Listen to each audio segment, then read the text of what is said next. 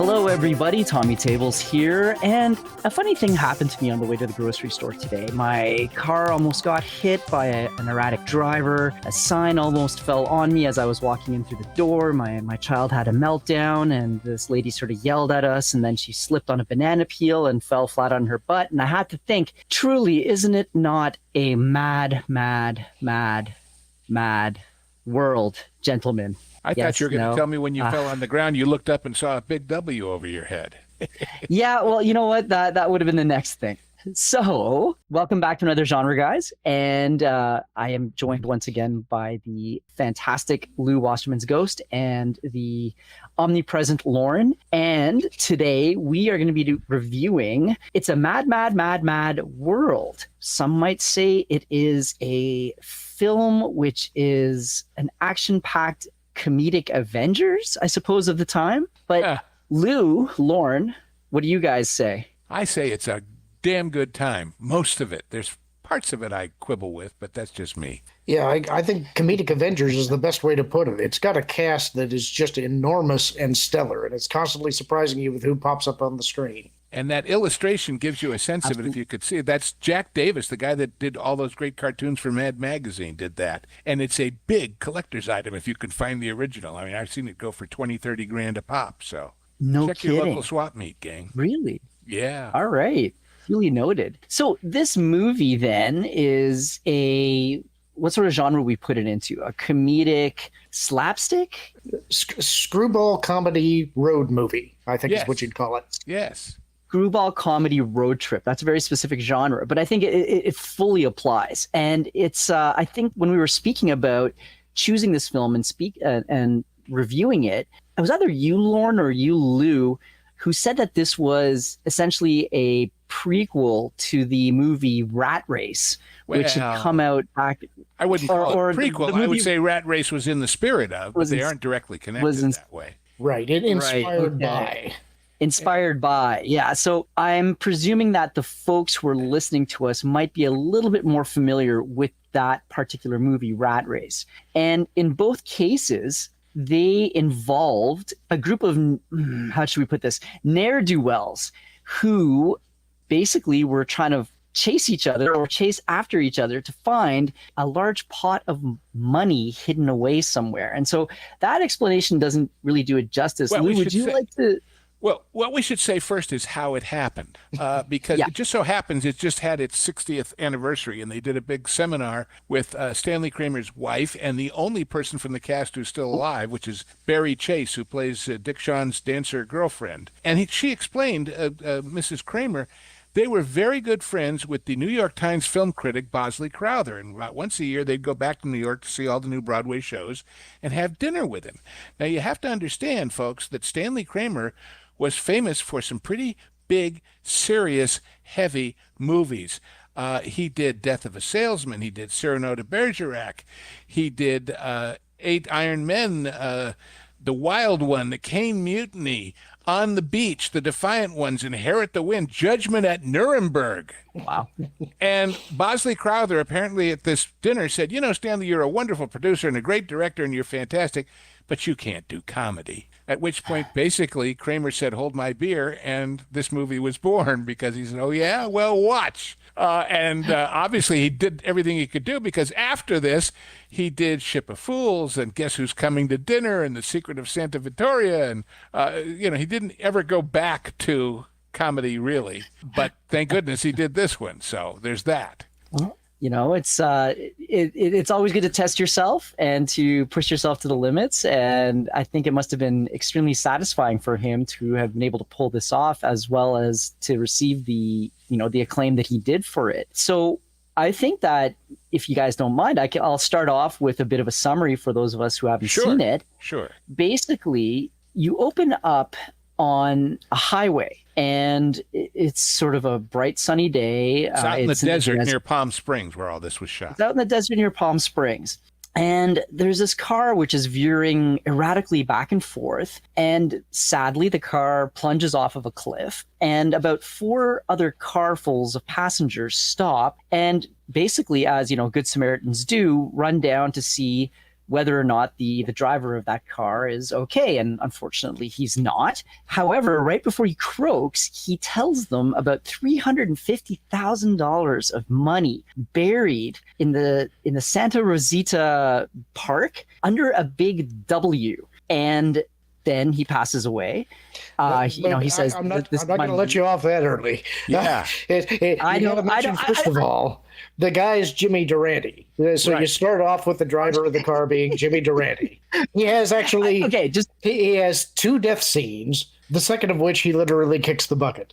I know. And when we say I was going there. we mean there's a bucket by his foot and he kicks it. And by the way, that was not him actually doing the kick insert. It was the stuntman, Kerry Lofton, who coordinated the 40 or so stuntmen and stunt drivers on this movie. And supposedly the night before, he was in the bar at the hotel in Palm Springs, putting a few behind his lips because he thought, oh, tomorrow I've got nothing to do. And Kramer came in and said, you better stop drinking. You got a big day tomorrow. You got to do something important. And he thought, oh, gosh, did I misread the schedule? The only thing he had to do all day was lie there in the desert and push his foot out to kick that bucket. So Kramer was having a little fun with him.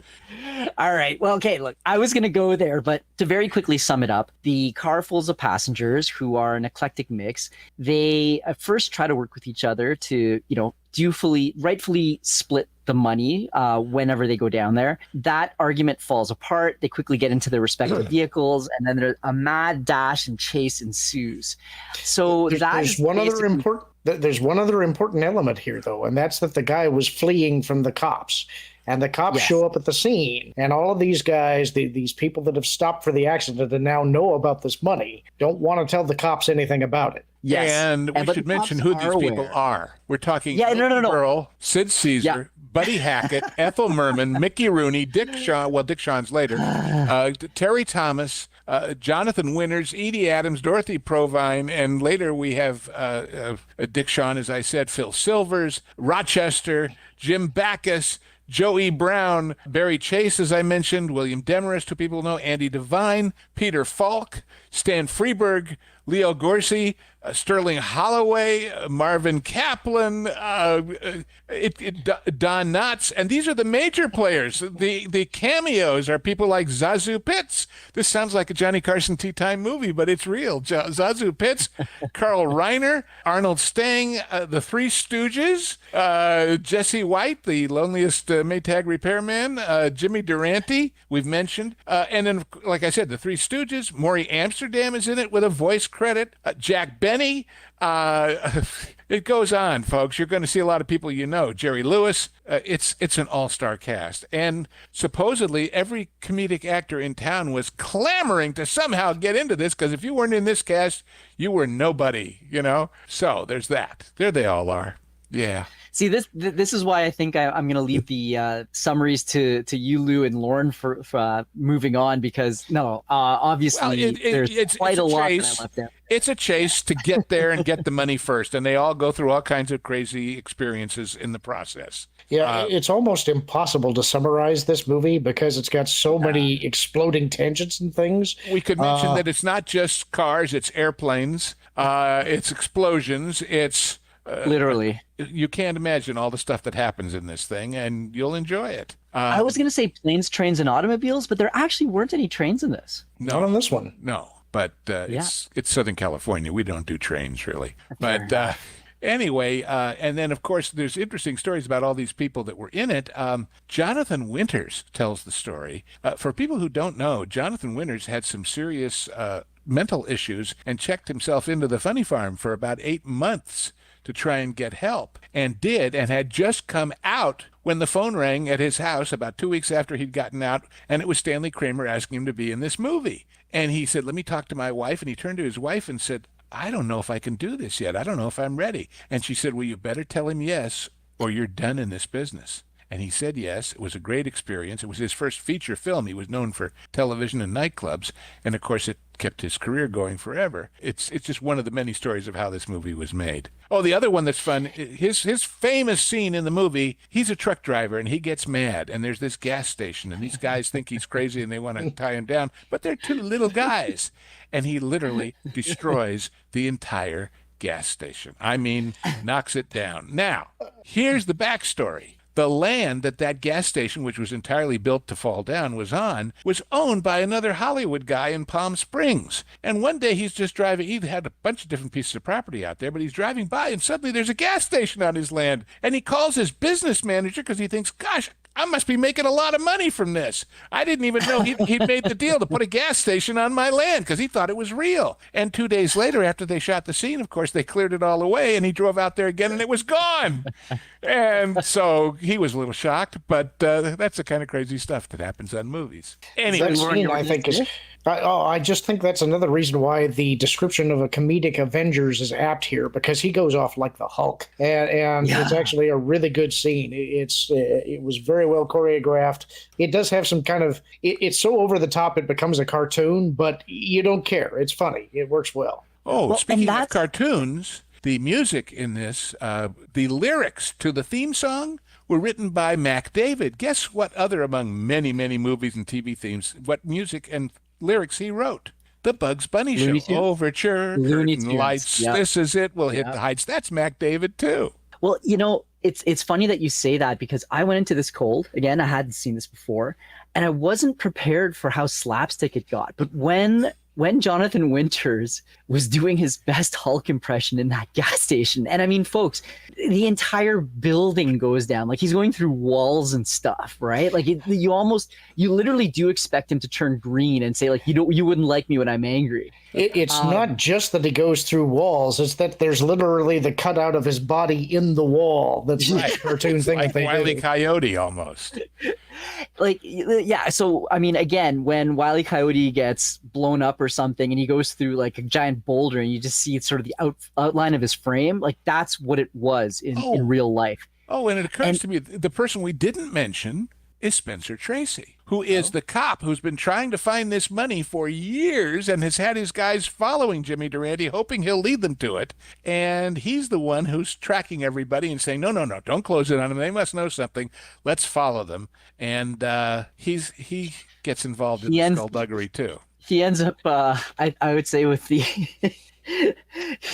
he ends up with the worst. There's a subplot here that this money that they're all going after was from a tuna factory robbery about 20 years ago, and this cop has been trying to find this money all this time. It's and the he's one going unclosed case in his career that's been it's his Moby Dick, you should pardon the expression. He's going to parlay solving this case, he hopes, into convincing the city government to increase their pensions. And so he calls his wife and his daughter, and he's planning this elaborate vacation. He gets permission. He just wants the commissioner to go to the city government and say, look, this is going to be a big deal for you politically. We're going to find all this money and return it to you. And in return, we just want some vacation time and an increased pension. And that becomes important later. Right. Yeah. Well, he lets his greed get the better of him, and his comeuppance at the very end. I mean, no one gets out of this unscathed. How do I put this? Word. Unscathed, or no one gets out of this happy. I mean, no. By the way, folks, this is about a 2.5 hour going on 3 hour movie, and in the original first cut, it was over 4, and they had to cut it down, and it had an intermission, and it was made to open. They were building the theater for this, the famous Cinerama Dome in the heart of Hollywood, and the theater was like barely open, barely finished. The paint was dry for the premiere. And it was in Super 70 VistaVision, which is like a 70 millimeter widescreen process. And so it was not just a big movie, it was a big movie, and it inaugurated this theater. Yeah, so far the genre guys' choices, they've all been 2 hours plus. So maybe one day we need to try to get us maybe a 90-minute movie or something. Yeah, but you know the difference? You know the difference? Today, every movie that comes out, the first thing people say is it's too long. They never said that about this or these others. Oh, the theater owners did, because you can't show it as many times. In fact, there were some theaters later, after the studio then cut it down shorter, who literally aired it on 2 consecutive nights in 2 halves because they felt they couldn't get, in small towns, people to sit that long when they had work the next day. No kidding. Yeah. Wow. Which would be a terrible thing, but that's my opinion. You know, going back to the whole Looney Tunes side of it, it was that moment when the guy was just barreling through that gas station that I sort of said, and then you saw his outline through the wall, and I'm like, okay. all right, this is like hard slapstick. This is a cartoon made life. And once you sort of adopt that mentality going forward, it is pretty enjoyable. It's you if have you're to someone give who into the really movie. likes You're slapstick, absolutely right. You have to give into the movie. You have to just give into it. By the way, it holds an interesting record. The greatest number of speaking parts in a movie, with 50 major characters and over 300 minor speaking roles. Because you think about big cast movies, you think about, Ben-Hur and things like that, but they didn't all have lines. This has so many people that have lines that it's a record holder. What's incredible to me is you have a bunch of people that are just doing walk-ons and cameos and things, but you got major talent like at the time, like Don Knott, who's in the movie for what, 4 minutes? I think that's about it. Because they wouldn't let him make it without him. And again, they were able to get all these people. They shot for a long time. They spent 5 or 6 weeks just with the stuntmen and the cars. That was doing all the chase stuff before they got the cast in. And when they got the cast in the hotel in Palm Springs, they sat them down to show them all this car stuff. And these people said, well, what the heck is there for us to do? That's a beautiful piece of automobile ballet all by itself. That was something that surprised me because I haven't seen this movie in probably 25, 30 years. It had been a long time since I'd seen it. I forgot how much action is really in this thing. It's got some fantastic car chases and stunt driving. It's for its era what the Fast and Furious movies are for ours. It truly is. Yep. And then the airplane stuff by Frank Townley and Paul Mantz, who were the famous, they're the guys that did the Flight of the Phoenix. They are the airplane guys for Hollywood for that whole period. And, well, just so you know, Mickey Rooney and Buddy Hackett are in Jim Backus's. If you know Jim Backus, that's Thurston Howell III on the Gilligan's Island show. And That's him. Okay. And it's his plane, and he's drunk, and they have to land the plane, and they don't know how. But that's a whole sequence, and then you have Ben Blue with this biplane trying to fly some of the rest of them. Again, they're all trying to get to this place at once. And then we have all the explosions and things.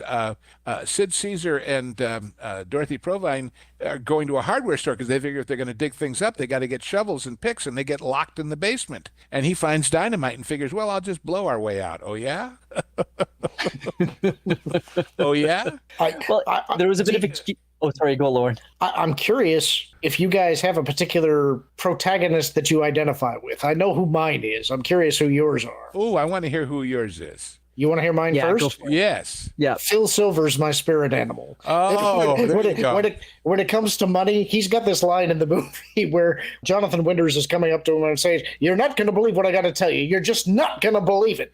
And when he starts telling him, Phil Silver says, "Well, you can go ahead and tell me. I'm pretty gullible." And he gets involved with that kid who's going to show him the shortcut. And, oh, God. And then, I don't know. He was the guy you love to hate. So Tommy, who's yours? I think mine is Terry Thomas, who is this wonderful fish out of water Brit who gets caught up in this thing, and it just cannot understand why anybody doesn't just chuck the amazing shrew that is Ethel Merman as Milton Berle's burden. By the way, an interesting little trivia fact, Milton's stand-in for this movie is his older brother, Jack Burl, who was older, was in showbiz first, but his mother apparently way back when decided, no, Milty's going to be the star. And he wound up being an extra and a stand-in and basically lived with the resentment of that the rest of his life. They didn't get along that well. But anyway. I would say mine would have to be Sid Caesar, just because of the fact that when he was in that hardware store, just how things escalated from pounding on the locked door to using dynamite to blow a hole through the wall to the sort of, the groaning of his wife and her, her pleas to just leave things alone. I love when he's trying to divvy up the shares with everybody, and he's trying to show them the math and make that make sense. And you have 2 shares for the car and 1 share for the people and 3 shares for this, and they're all saying, screw this. It's every man for himself, and then chaos ensues. By the way, we're talking about the Big W. The Big W are these 4 palm trees crisscrossing themselves in the sky, making a big W. If that image, if you haven't seen the movie, sounds vaguely familiar, and you are a hamburger fan anywhere in the West and now spreading out across the country, that's where, you know how all the In-N-Out burger places have this big X of 2 palm trees? The reason was that the founder of In-N-Out Burger loved this movie so much, he said, I can't do 4, my plots of land aren't that big, but I can do 2, and put the 2 palm trees making the X, which also becomes the logo that's on all of their paper cups and everything else. So that all came from Really? this movie. Oh my. A guy named Here, Harry let me just- Schneider, who founded In-N-Out. And he loved this movie. You know how people get a little crazy about movies? Like everybody here? Wow. Yeah. Can Here, let we me talk put a that up little on the bit? screen here. Yes. There we go. Can we talk a little bit about Ethel Merman? Because she is great in this movie. Oh, yeah. Yeah, she is the most overbearing mother-in-law that you could ever imagine. And she plays this role so perfectly, doing a lot of physical comedy too, which kind of surprised me. Mhm. An outsized personality and a lot of fun to watch because she annoys absolutely everybody. Well, and then Dick Well, that's Shawn, great. you know, is so, oh, Mama, how are you, Mama? I got to save you, Mama. Dick Shawn was an amazing talent. I had the privilege of seeing him do his personal one-man show on stage, and I got to tell you, that guy, as great as he was never used to his full potential in the movies. And he's, you know, it's the ultimate hippy-dippy rock and roll guy. You're bugging me, man. You're That bugging scene me. with Dick Shawn and his girlfriend. Yeah, and that's the lady Barrie Chase. Who's the So only I was one watching still this alive. film. I was watching this, Saturday night. It was very late. I was kind of starting to nod off a little bit, and Dick Shawn and his girlfriend, that whole entire scene came on, and I was just kind of sitting there thinking, like, am I in another? Like, it was so surreal. It was so bizarre.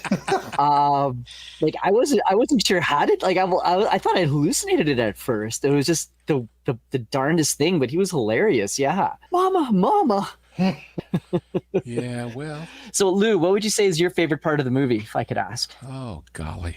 I can tell you my least favorite part, and that's when I said I had one quibble. Oh with it. yeah, sure. Let's do that. Let's start with the cons, then we can go with the pros. I hate the ending, not the ending, but that whole thing with the hook and ladder. To me, that took the violence to a level that wasn't funny anymore. But I'm a sensitive soul. What can I say? I don't know. I just found that took it to an extreme that suddenly it was, no, you could get really hurt doing that. It isn't funny. But Yeah. it redeemed itself with the scene in the hospital at the end. But I'm not going to spoil everything for everybody. They'll have to see it.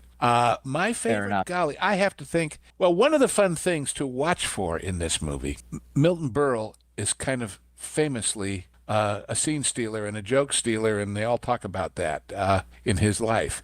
If you watch, there's all these scenes where they all stop by the side of the road for whatever reason, and they all get out, and they all argue, and they all do something, and they all go running back into the cars. Watch carefully. Milton, no matter who is ahead of him, no matter what's behind him, he's always the last one to get in the car. So he has a little more screen time than anybody else, and it's on purpose, and that's just who he was, you know? So that's kind of fun. I love the stuff with Terry Thomas. I really, really do. And, of course, everybody loves Jonathan Winters in this thing. But again, the brilliance of Sid Caesar trying to bring logic to this mess where, well, no, it's simple. We'll divide it. It's all perfectly mathematical. We can do this. And no, you can't. And then some of the bit pieces, I mean, Rochester and Peter Falk as the cab drivers that are taking them to the Big W and saying, I don't know what these people are up to, but I want in, you know. It's such fun. It's such fun. How about Anyway. you, Lauren? For the negative, I'd probably echo the ending, but not the latter part. I don't like the hospital bit because to me it feels like they've had this giant screwball comedy. There's no real good way to end it, and I feel like they just sort of had to end it, and that's sort of what happened. Well, but they ended it with the one classic slapstick joke they never did, which is slipping on a banana peel. Sure they do, but I mean, it still leaves it a little unsatisfying for me. You've got all these people in body casts who are just laughing their butts off, and it's I think at a certain point you're worn out by the movie by then too. It maybe is a little too long, you know. But however, I do think it has one of the best fight scenes I've ever seen between Milton Berle and Terry Thomas. oh yeah, that was a little unexpected and a lot. Well, of you fun. know, you're just waiting for Terry Thomas to just boil over at some point. You know it's coming. You just know it's coming because he's just, I don't understand why you people are putting up with this stuff. You know, he's got that wonderful way. And he's, you know, I mean, the last thing you think of is Mr. Proper Englishman in the middle of the desert in a safari suit and dealing with these people. And of course, the Phil Silver stuff with the kid is pretty great. Oh, yeah. And the stuff in the plane with Buddy Hackett and Mickey Rooney. Mickey Rooney. It's pretty classic too. And then Carl Reiner is as the air traffic controller who's trying to get him in. And it's what this is about. The comedy is the comedy, but it's the comedy of people under stress making everything worse. Everything they can do is making it worse, not better. And there's a lesson there someplace, but I don't know. Another great gag, I think, is right at the end when they're searching the park, trying to figure out where this W is. Oh, yeah. You've got the core group of characters that all know what the secret is, but to them, there's all these strangers that have joined the thing who also have shovels. and where did they come from? Exactly. They look around and say, how did we grow from a smaller group to this crowd? And then what does this do to the math on divvying up the money? And in fact, that catches them all by surprise when Spencer Tracy shows up and knows who all of these people are. Yes. And then if you want to get a sense of that, if you look at the thumbnail we made for this, that's the sort of POV of the treasure looking up at all the people leaning over the hole. Anyway. And it includes Phil Silvers counting himself twice to get the take. Yes. It's a movie about the joy of greed. That's what it's about. That's why he's my spirit animal. I love Phil Silvers. I think he's great.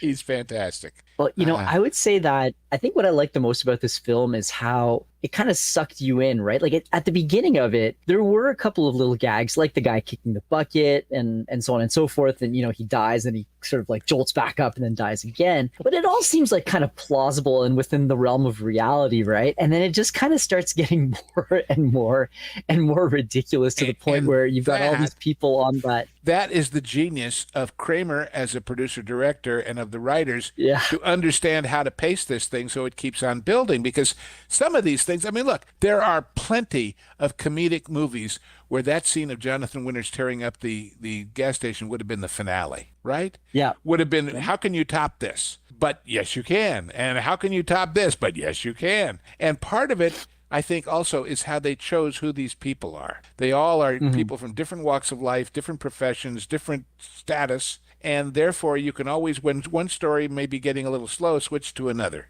It's a romp. It is just a romp. What I would say though, and I'm just like, it's just what I've thrown up on the screen here is just like the list of the cast as well as the supporting cast. Yeah. And you can see it's just absolutely enormous. But I would say I agree with Lorn about the ending. It did feel a little unsatisfying. I think the natural cutoff point likely would have been when the suitcase opened up and the money. Oh, am I spoiling this? I guess I'm spoiling this. Yeah.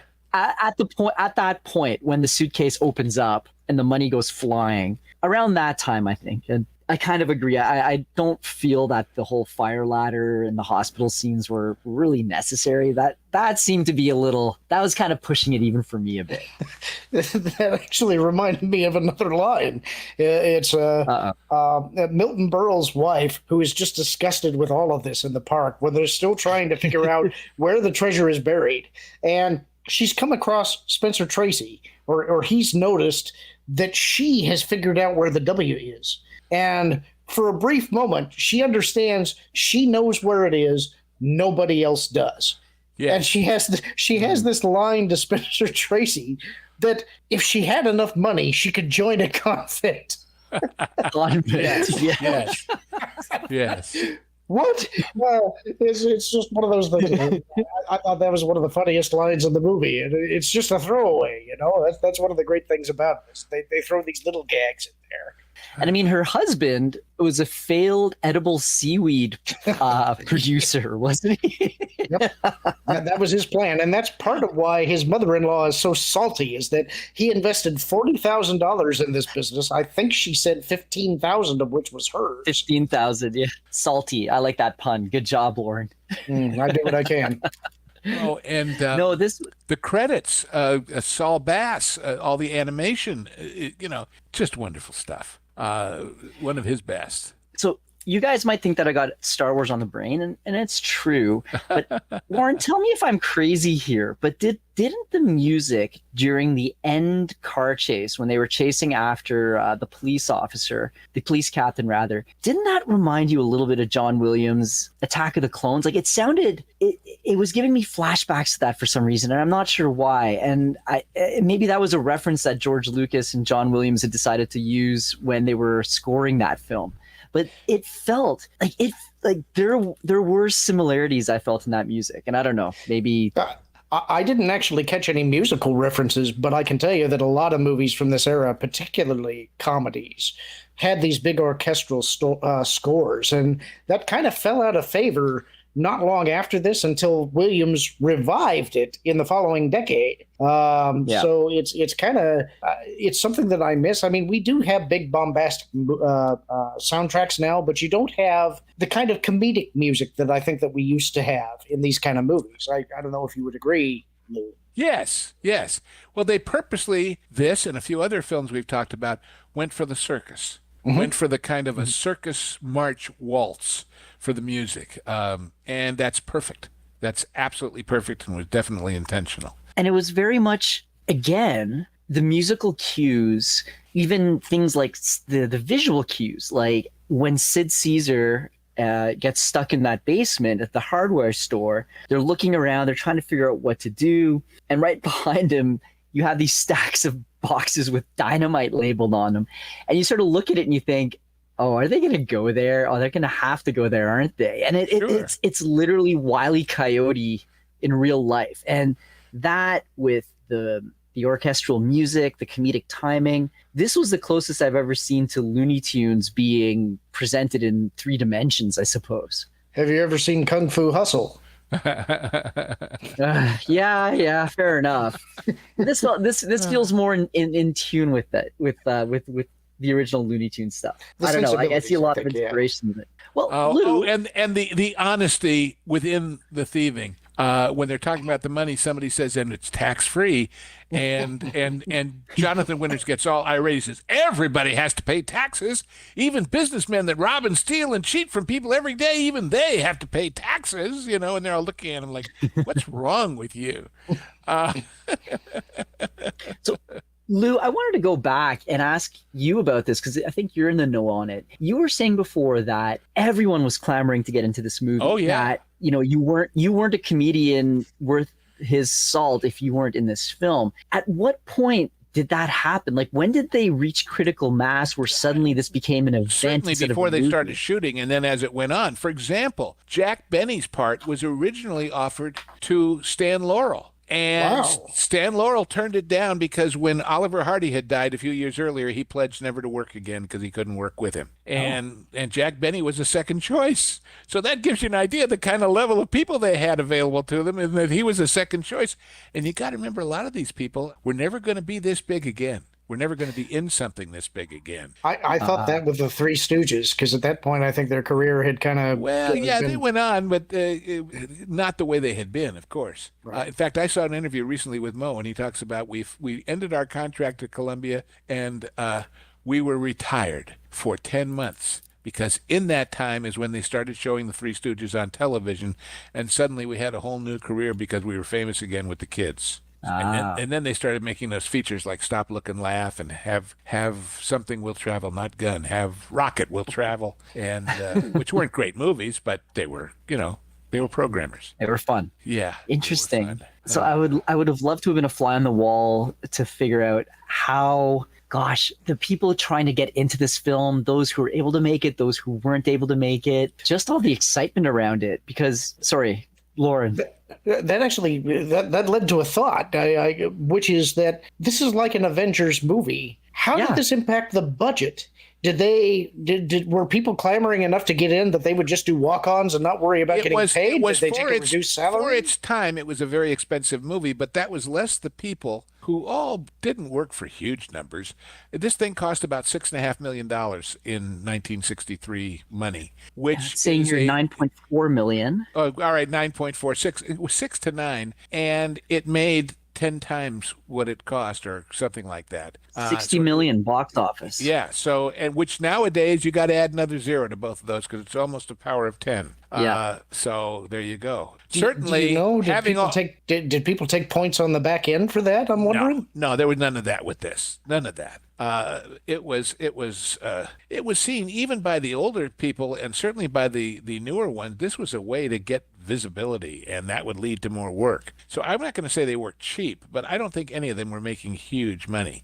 Because if you think about it, the biggest stars in the movie, based on their past history, I guess you'd have to say Milton Berle and Spencer Tracy. Spencer Tracy was already dying of cancer when he made this movie. And Milton Berle, his TV days when he had his big starring stuff were over. Nobody was calling him up for movies and a great big number. I mean, this is 63, 66. He was playing Louis the Lilac on Batman, for God's sakes. So all of these people that were really, really big were at just over the peak of when they were big. And the people who weren't yet and wanted to be. So he hit them at the right time. I don't think you could cast this movie today because I don't think there's enough people. What are you going to get? A bunch of Saturday Night Live retreads? There aren't enough people with different styles and different skills and different comedic attitudes that would mesh the way these people do. So I think. So this was nominated for 6 Academy Awards, and it only won one, which was Best Sound Effects. Yeah, but interesting. But again, how do you pick a best actor or supporting actor out of this cast? How do you and I would imagine, I don't know, because hell, I don't know directors, but there was probably a certain amount of snobbery of saying, well, what did he do to direct this? He was a traffic director. He wasn't directing drama, Oh, and I love. Get this. Here's a piece of dialogue. The police unit calls up Captain Culpepper. Spencer Tracy says, F7 to Central. The Crumps are locked in a hardware store basement. Should I let them out? Over. How in the hell could they get themselves locked in a basement? We got to let them out. Police sergeant, that ain't fair. It ain't fair. What ain't fair? They got themselves in there. They ought to be able to get themselves out. After all, if you help them, you're not being fair to the others. But the moment anybody gets where they're going, we're going to pick them up. So what difference does it make who gets there first? It's a race, isn't it? What do you want to help that dentist for? Me, I'm pulling all the while for that guy Pike with the furniture van. The rules ought to be the same for everybody. Otherwise, it's unfair. Remember, this is the cops talking this over. No, we'll see where they are. See what happens. Watch the exits, but render no assistance. Over. And then he turns to the sergeant. Are you happy now? Well, it was funny, the cops knowing everything that was happening, watching them all, placing bets against who was going to get there. That was very interesting. I have to say. And, looking at some of the comments by critics about this movie, the New York Times said, the movie is everything down to redundant that its extravagant title suggests. It's a wonderfully crazy and colorful collection of chase comedy, so crowded with plot and people that it almost splits the seams of its huge cinerama packing and its 3-hour and 12-minute length. Yeah. That's with intermission. But then, that's with the intermission. But then, the Los Angeles Times guy says, the film really bugged me. The first few pratfalls have perhaps their comic shock values. Thereafter, the chase and the homicidal mania simply go on and on. Countless cars are wrecked, a plane or two, an entire service station, basement of a hardware store, fire escapes, a fire engine tower. The only new idea occurring well into the third hour hinges on a surprise development in the character of a proud, plotting chief of detectives, played by Spencer Tracy, and even this proves disillusionment. But you see, who's going to see this for surprises? What this is a tip of the hat to all of the great comedians that came before, including certainly all the silent movies. And it's never been done again. I mean, when you talked about Rat Race. Yeah, Rat Race is in theory the same kind of story in that it's a race of people looking for money, but there's nothing like this in Rat Race. There's nothing anywhere close to this in Rat Race. So No, absolutely. And I mean, again, they also don't have the sheer staggering amount of people in this film. Like, you're right, Lou, in the sense that I can't think of any other film that's had this many cameos, this many walk-on roles. It's just unbelievable that they were able to get this all and sort of coordinate it all properly, right? Yeah. Something else that strikes me a little bit, and you'd probably have to tell me if this is correct or not, Lou, but what struck me at the beginning especially is this is right in the era when people taking these big cross-country trips was really becoming a thing, taking vacations to Hawaii. And you look at the highways on Route 66. Yeah, you see the highways and everything in this movie, and it's like everything's brand new. And this feels like a time when everybody would have been really proud of that, when look at all the whiz-bang things we're doing in the country now, So it's kind of a fun time capsule in that way, too. Well, yeah, and then you look at the other movies of that era. I just looked for biggest films of 1960. I mean, you're looking at The Russians Are Coming, Sand Pebbles, Hawaii, Fantastic Voyage, The Fortune Cookie. There's nothing like this. And by the way, those reviews, which were kind of mixed, didn't do a thing to it, because once people saw it, they told their friends, and the rest, as they say, was history. Well, going to Lauren's point, though, I really appreciated all of the aerial shots, the views of the highway and the desert. There's sort of almost like a romantic aspect to it. Even with the gentleman who was in the funny farm, when he's on the bike and he's biking down the highway, and Jonathan Winters, and it's a girl's bike. You're making me ride a girl's bike.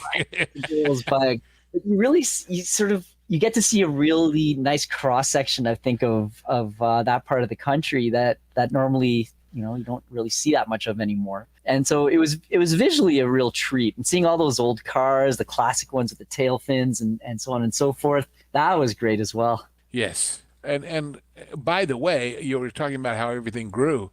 I'm looking at a chart of the population of Los Angeles. In 1960, it's 2.4 million roughly. By 1970, it's 2.8. By 1980, it's 2.9. And in 1990, it's 3.4. So it's grown by 1 million people since the era of this movie. And of course, that's just the city, not talking about the county. And that's interesting too. The percentage, now people who don't know, Los Angeles is a 400 and some square mile county. It's enormous. And then when you throw in all the adjoining ones, Riverside, Ventura, San Diego, San Bernardino, but which is where most of this was shot, was San Bernardino County, because that's Palm Springs. But in 1960, the city is 41% of LA County. That drops to 40, 39, 38 as time goes by. So all those suburbs that in this movie are empty space, I don't know what the population of Palm Springs was, but Palm Springs was, let me tell you something. We owned my family owned an apartment, a vacation home out in Palm Springs. And you didn't go to Palm Springs in the summer. It was too damn hot. I mean, businesses, there were major department stores on the main drag that closed up for 3 months out of the year because of the heat. Just nobody went there. I mean, they literally shut down Saks Fifth Avenue and I. Magnons and all these big stores because nobody lived there full time. Everything was vacation homes for the winter when it wasn't so hot. So, and this, let's see. I'm looking at other movies the same year. Irma La Douce, The Prize, Charade, HUD, Donovan's Reef, Cleopatra. Oh, talk about one that wishes it made as much money as this. From Russia with Love, the second Bond movie the same year. The Great Escape. The Birds. There's a lot of movies we could do here, by the way. That's a good year. Geez. That's a good year. The Pink Panther, Lord of the Flies, Bye Bye Birdie, Palm Springs Weekend. There you go. PT 109, Dementia 13, which is kind of famous in its own weird way. Jerry Lewis did The Nutty Professor the same year. So in a way, Lewis was the one who was carrying on that slapstick thing that really was dying off. Well, anyway, you get the idea. The Son of Flubber was the big Disney movie of that year. So, wow. The Three Stooges go around the world in a daze. So they made a movie of their own that year, too. Because obviously, the main people were on this movie for 4 or 5 months, but everybody else just came in for a few days and was gone. So, yeah, no, it's true. So, guys, final thoughts. What are your views on this film? Would you recommend it? Would you tell everyone to go out and buy the physical media? If you've never seen this, you get a couple of friends and a couple of beers and a lot of popcorn and just have yourself a good wallow. And know that there is no, a little bit about greed or whatever, but there is no message here overtly. Yeah. There is no deeper meaning to anything. This is what it is. In some of the discussions I've seen where they were doing, you can go on YouTube and find all the press conferences they did for this movie when it opened, and they're asking them these serious comedy questions like, well, some people say the difference between a comic and a comedian is, and I forget which is which, to tell you the truth. One of them does funny things and the other one says things funny. And I'm going, even that is more intellectualism about what's fun than I care about. And everybody in this movie does both. The world in those days, look, 63, you're in the middle of, I guess, Vietnam, and the Cold War is still raging, as we talked about with Ice Station Zebra. It is a good escape, and it is a good, as I've said about theme parks in another context, it may not change your life, but that week you take away from home, when you go back, your problems are still there, but you're different because you've had that respite. And I think we need that in addition to important movies. And certainly Kramer was a guy who made movies with a message about racism, about intolerance, about war. And he decided, let's just have some fun. And good for him for doing it. And it was fun. Lauren, what do you think? I think this is a genre of movies that I miss, the screwball comedy. The nearest modern equivalent that I can think of, not in the sense that it was a chase movie, but of a screwball comedy, would be Leatherheads. And even that's not as modern as it was a little while ago. But I think that I kind of miss the idea of the slapstick humor and the witty banter that's usually at kind of a lightning pace. It's something I'd like to see come back. There are moments of it in other movies. Like there are moments of it in Guardians of the Galaxy. There are moments of it in other, but there's never whole movies of it because lesser beings cannot sustain this that long. And by the way, that's part of why this is successful, because there's so many different personalities and they're all people you've met. I think that's what we're missing now. Merman in this movie. We all know, we just know people like this. And so it's easy to get past the, well, what's their backstory? Who cares? I know. This one's a jerk. This one's greedy. It's like the Seven Dwarfs, like Sleepy, Dopey. Their names are basically on their face and how they talk. Yeah, I think what we're lacking today is the kind of star power necessary to harness this kind of thing. What we have now is personalities that are constructed by the studios. They're not people that came up through like vaudeville, like a lot of these people did. Yes. And so you're missing those kind of chops. And I don't know how you get that back, except going back to coming up through that hard scrabble kind of a way of building your persona. One more thing along those lines. I was born in 1953. I never saw the great Warner Brothers classics or the MGM classics in the theaters, but I knew about them because my parents encouraged me to be involved in that, and because every time you turned on the TV on Channel 9 and Channel 13, they were showing a movie. I always jokingly mention my wife, who was an Air Force brat who grew up overseas, never saw Casablanca because there was never a Channel 9 and 13 in France or England showing these movies. But the point is that those of us alive now who lived through that period, we have this wealth of cultural context. We have seen the slapstick. We've seen silent movies. We've seen witty comedies. We've seen adult comedies. We've seen kids today. These kids today, you cranky old man. But these kids today, unless you share this with them, they're being deprived of a big part of their cultural heritage. And therefore, this movie, look, I mean, who spans things more than the span between Milton Berle and Dick Shawn? Okay? And yet they're both in the same movie and they have totally different styles. Even Phil Silvers, who's of that era, is a different style. And it all works together. And it wouldn't if they were all the same. It's a movie that summons up the ghosts of our comedic heritage and Pax Terry Thomas, our very American comedic heritage. And that's why it's so wonderful, and that's why it would be impossible to replicate now. It's a great movie to watch with friends. I think it probably would be a great movie to watch with kids too. I was going to say, I feel deprived that your son isn't here to give us his review, Lorn, because I'm sure he would love it. You're actually right. I'll bet he would have loved this. But he's with his mom this week. So. But you might have to watch it again just to show it to him. I don't know. Yeah. In fact, guys, show him this discussion. It might encourage him to watch it. Who knows? Exactly. But it's a family movie in the best sense of the word, without being saccharine and without being predictable and without being boring, frankly, like a lot of so-called family movies have turned out to be. And the message is it's a mad, mad, mad, mad world, and we're all in it, so you might as well give into it, because obviously, as this movie proves, fighting against the madness doesn't work. Trying to see, that's the beauty. Again, I keep coming back. Sid Caesar, he's trying to bring rationality to something that is inherently irrational, and his frustration, but his eternal quest to make it happen. It's a beautiful thing to watch. Beautiful thing to watch.